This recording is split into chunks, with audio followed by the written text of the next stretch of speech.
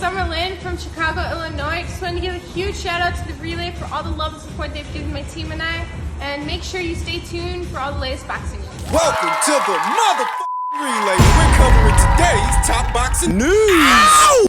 Okay, we'll start with this. Later on this month, towards the end of it, on the 30th, unbeaten welterweight up-and-comer from Chicago, Summer-Lynn is going to be returning to action. Summer-Lynn that fights out of the Body Shot Boxing Club, Body Shot Boxing Gym, helmed by Rick Ramos, Jessica McCaskill, the still reigning undisputed welterweight champion, welterweight, where young Summer-Lynn campaigns. Be fighting on the undercard of McBroom versus Gibb. Another installment of the Social Gloves boxing series where social media influencers, YouTubers, TikTokers, Instagrammers, what have you, they take each other on. It's an opportunity for Summer to get seen by a different set of eyes than your typical crowd that takes in a boxing match. Chicagoan Summer-Lynn, 21 years old, very young, who fought 4 times last year and has already seen action at least once this year in April. She's going to be taking on journeywoman level opponent Crystal Morales. Crystal sports a professional record of 9 wins, 11 losses with 1 draw, 2 knockouts, 2 unbeaten, unblemished Summer-Lynn's record of 7 wins, no losses, no draws with 3 knockouts. Big age disparity between them. Summer-Lynn's about 15 years younger than Crystal Morales. Very spry, 21 years old. Crystal, who's very seasoned, 36. Don't think Summer-Lynn is at a point to where we're going to see her campaign for any of the major 4 alphabet titles that her stablemate and mentor, Jessica McCaskill, is currently holding. No, Summer-Lynn's very young, and she's a ways out from fighting for a full-fledged alphabet title. We saw Jessica McCaskill very recently take on Mexico's own Alma Ibarra. I picked Jessica to win that fight, and I picked Jessica to win that fight on points. I thought it would be a lot harder, and Jessica made short work of Alma Ibarra. Alma, who has made the decision to retire on the heels of that professional defeat. That's right, Jessica McCaskill retired Alma Ibarra. Here I thought Alma Ibarra was going to give Jessica a hard time. Here I thought that Jessica McCaskill would have to work to keep those belts. She retired Alma Ibarra in her corner and retired her from the sport of boxing. Make of that what you will. Jessica McCaskill still reigns as the welterweight division's undisputed champion, at least for the time being, and Summer-Lynn just so happens to campaign at welterweight. I don't expect those two to ever cross paths. I don't expect that they would ever fight. Of course not. And even at a time when Jessica McCaskill is courting the idea of leaving the welterweight division, moving down in weight to take on unified super lightweight champion Chantel Cameron, I still don't know if she's going to relinquish all those alphabet titles, as Chantel has her heart set on fighting for them. She wants to become the welterweight division's undisputed champion. So when you think about that, you think about Summer campaigning as a welterweight. One way or another, it doesn't look like Summer's going to be fighting for an alphabet title, a major one, anytime soon. And why would she? She's only 21 years old. She's got plenty of time. But it doesn't look like she's going to be fighting for an alphabet title, a major one, anytime soon. Not if all those alphabet titles are all tied up between her old buddy, Jessica McCaskill, and Chantel Cameron, in what could be a fight between them. For now, what young Summer-Lynn is doing is amassing professional experience and attempting to build a profile fight by fight. That's what she aspires to do, participating on a card like this involving social media influencers. The latest installment of Social Gloves. Set to go down Saturday on the 30th at the Crypto.com Arena in Los Angeles, California. The main event, when the selling point, as it were, is a fight like McBroom versus Gibb,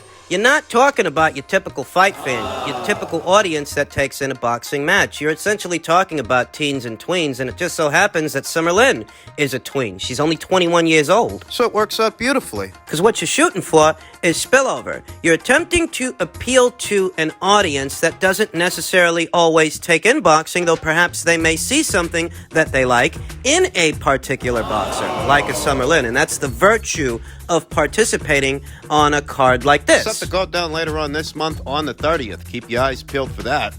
In men's super lightweight news, I'm sure most of you have heard by now, Josh Taylor vacates his WBC super lightweight championship. Zepada versus Ramirez is ordered for the vacant title. The WBC has just received a letter from Josh Taylor's attorney in which he confirms his decision to relinquish the WBC super lightweight championship.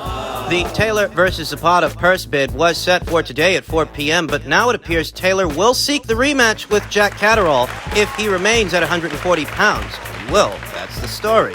When Zepada first fought Ramirez in 2019, Ramirez won via a controversial majority decision.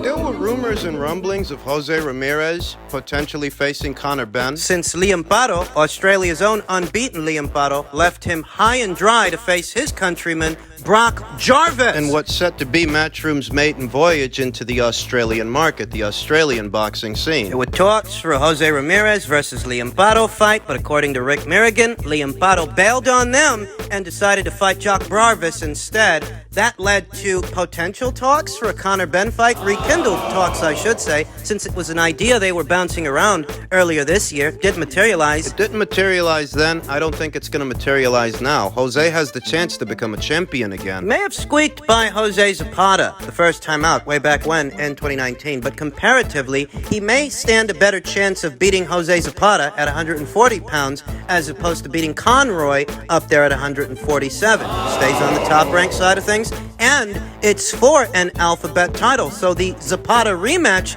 may be a more attractive option for Jose Ramirez than a fight with Conor Benn on the Matchroom side of things. Which fight pays better? I don't know. I don't know if Jose Ramirez stands to make more money fighting Jose Zepada again or taking on Conor Benn up there at 147 pounds. So regardless of what fighting Conor Benn pays, what it doesn't get you is an alphabet title. It doesn't get Jose the chance to call himself a world champion again. And if he can become a world champion again, that could very well affect the pay scale for him moving forward. So he may choose that option. He might choose a Jose Zepada rematch over a Conor Benn fight. When it comes to Josh Taylor and his decision to vacate the second alphabet title he was holding. He has now vacated 2 alphabet titles, the WBA and the WBC. He is still this division's only unified champion. He is still this division's Ring Magazine and lineal champion. In many ways, he still is the man to beat. And his decision to take on Jack Caterrall for a second time at the sacrifice of the green belt, the WBC title, I think it's a decision that for the most part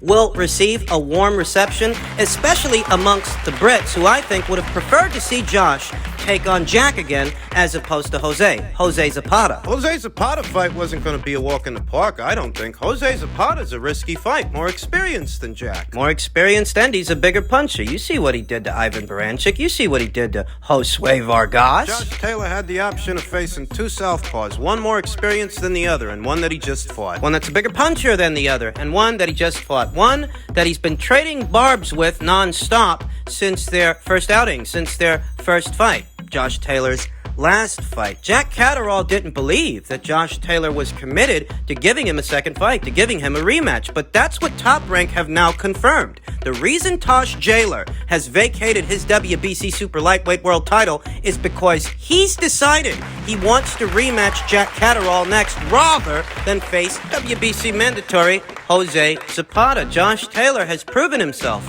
a man of his word. He's making a sacrifice to give this guy another shot. Silence the critics. I have a sneaking suspicion that Tosh Jaylor is on the U.S. Treasury's no-fly list. I have a sneaking suspicion that Josh Taylor can't come to America right now any more than Tyson Fury or Tommy Fury can. I have a sneaking suspicion.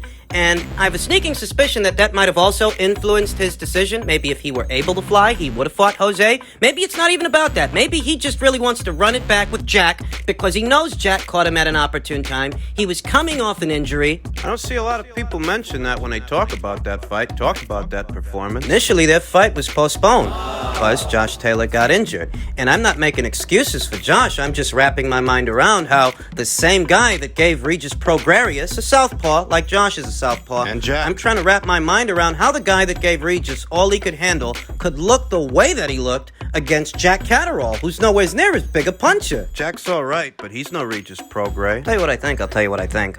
I think Josh Taylor can't enter the United States the same way Tyson Fury can't, the same way that Tommy Fury can't.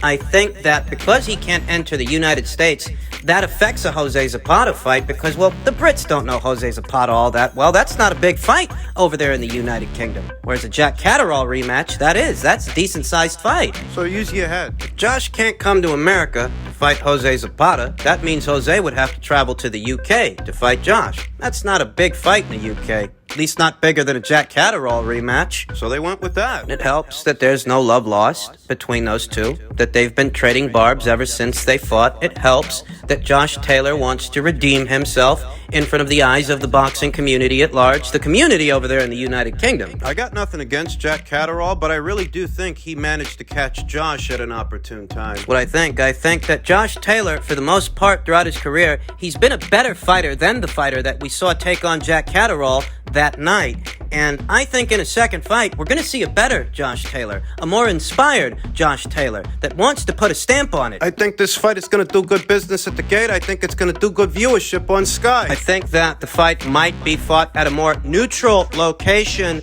than Josh Taylor's native Scotland. And because Josh Taylor's always had a mean streak, I think he can win more decisively this time. He's always been a spiteful fighter, a spiteful puncher. He has the first fight, the experience from it to draw from in the rematch. I like Josh's chances in the second fight. and I respect his decision. I like it. Men's light heavyweight news per tweet from Eddie Hearn. Pleased to win the purse bid just now in Mexico for the WBC final eliminator between number 1 ranked Callum Smith and number 2 ranked Matthew Bauderlique. Winner faces Artur Beterbiev.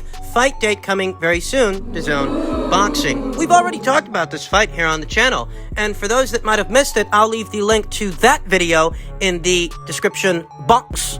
On my previous video, which I uploaded earlier today, I talked about the possibility of Callum Smith making a similar move to the move that his brother just made, his older brother, Liam Smith. Beefy. He crossed over from Matchroom over to Boxer, and how if Liam did that, there's a possibility that Callum might do the same at some point, even if it's not in his next fight. Even if his very next fight is going to be on Matchroom and DAZN against Matthew Bauderlique. Beyond that fight, look at who he's targeting. Look at who he'd be fighting. Artur Beterbiev, a top-ranked fighter. Top Rank's UK broadcast partner just so happens to be who? Just so happens to be Sky Sports. What did I tell you in my previous video? Artur Beterbiev's next fight, his very next fight, is supposed to be in the UK on BT against Anthony Yard. Obviously, that's a fight that's catered to a UK audience. Yeah, that's who a fight like that caters to, the Brits. Top Rank is loaning out their prized stallion at light heavyweight, Frank Old Fish Eyes Frank Warren, BT Sport. That's where they're sending that guy. And beyond that, I could see them loaning him out to Sky Sports. Their broadcast partner in the United Kingdom. I don't think for a second Bob wants to send Artur over to Matchroom and DAZN so he can be content for them. Before he does that, I think he would opt to send Artur over to Sky. Beyond that, I think there's a possibility that Callum might cross over to Sky and Boxer, the same way his brother just did. How many fights does Callum Smith have left in his Matchroom contract? How difficult does it make the situation that Bob and Eddie don't have the best working relationship right now? Callum Smith seems to be targeting one of Bob's fighters, one of his champions, Artur Beterbiev. How difficult does that make the situation if Bob isn't interested in making the undisputed light heavyweight title fight with Dimitri Bivol? You think he's more receptive to making a Callum Smith fight? Not if Artur has to go to DAZN for it. How do you see the framework for what it is I've been suggesting? Now do you see the framework for what it is I'm talking about? Callum Smith, he can go in there, knock Matthew Bauderlique's head off. He can win the fight and win the fight in good fashion. But beyond that, getting Artur in the ring could prove difficult, assuming things go to plan for Artur and Anthony Yard. And I think they can. I think they will. Eddie Hearn seems to think that's a mismatch. I think Anthony Yard can do a little better than Joe Smith Jr. did, but I think he gets knocked out. I told you guys a long time ago that things were going to get competitive in the UK market. That the people over there at Sky and Boxer, they're now looking to poach familiar faces that are in Eddie Hearn's stable. They got Liam Smith to cross over. They've got Chris Billum Smith. He's going to be fighting on Sky and Boxer in his very next fight. They're courting Lawrence Okoli. I think they are. Somebody is. Eddie Hearn addressed that possibility. He said Lawrence has a fight left with us under his contract. He's had an offer, which we've had to send a legal letter on because he's still under contract. I've seen the offer. We'll see what happens after that fight. Is it possible that the same people that made an offer to Liam Smith also made an offer to Lawrence Okoli, knowing that he only has one fight left with Matchroom? Is that outside the realm of possibility? That Lawrence may have been made a similar offer to the offer that Liam Smith was made, and that Liam Smith's brother, Callum, could be made a similar offer in the near future. Perhaps not now, perhaps not yet. But when the time comes, if he beats Matthew Bauderlique, Sky Sports is looking to beef up their stable any way they can, and they're looking for content. there seem to be rumors and rumblings that Sky's offering folks a lot of money. More money than Matchroom is right now. They're determined to carve out a lane for themselves in the UK market. They're willing to pay to play. After a controversial decision loss to Magomed Kurbanov in Russia, Liam Smith goes back to the UK, fights Anthony Fowler. Matchroom gets him back in the winner's bracket. Then Matchroom sets him up with Jesse Vargas, a very familiar face here in the United States, on the undercard of Taylor versus Serrano. They helped get Liam Smith back in the winner's bracket. 2 highlight reel knockouts. And what does he do? He goes to Sky in his very next fight. Why would he do that? Likely because they offered him more money at Sky. This is boxing. If you want loyalty, you get a dog. Woof woof, bitch. The people over there at Sky Sports and Boxer are fast emerging as Eddie Hearn's greatest competitor in the UK boxing scene, targeting domestic talent in the United Kingdom. While Matchroom attempts to go global, while they're focused on an international market, Sky's focused on a domestic one. How do you think Chris Billum Smith ended up over there for an Isaac Chamberlain fight? How do you think Chris Billum Smith ended up over there? How do you think Liam Smith ended up over there? No relation to Chris, though he is related to Callum. Callum, whose next fight is part of a Matchroom show. His next fight might be on DAZN, but beyond that, what's he going to have to do to actually get Artur in the ring, assuming that Artur still is WBC champion? Yeah, I do see the framework to where Callum Smith might end up crossing over to Boxer with his brother. It wouldn't surprise me. Nothing does these days. The same applies to Lawrence Okolie, who has been made an offer by someone. Who? Your guess is as good as mine, but we all know who comes to mind. They don't want everything that Eddie Hearn has. They just want the guys and gals they can use, like Savannah Marshall. Remember, both her and April Hunter used to box as Matchroom fighters. Natasha Jonas as well. Where do they box now? They box on Sky, under the Boxer banner. Where's Chris Billum Smith's next fight? Where's Liam Smith's next fight? It's pretty obvious by now what the people over there at Sky Sports and Boxer are doing, though it's a double-edged sword. At the moment, they are fast emerging as Eddie Hearn's greatest competitor in the United Kingdom. Greater even than old Fish Ice Frank Warren and BT, who's really got their hearts set on any BT cards in the near future, right? Right. DAZN! Matchroom may have many of the most familiar faces in the UK boxing scene at this moment, but right behind them, Sky Sports and Boxer. And they're paying to play. They seem to be paying more than Matchroom is right now to bring that talent over to their side of things, though at some point, they are going to have to justify the spending. You go making a big cash offer to Lawrence Okolie. Lawrence, a reigning unbeaten champion, WBO Cruiserweight champion. You know, he's not the biggest ticket seller. Neither is Liam Smith. I mean, not as big a ticket seller as Anthony Joshua. He doesn't have the upside of a Conor Benn. You know what I mean?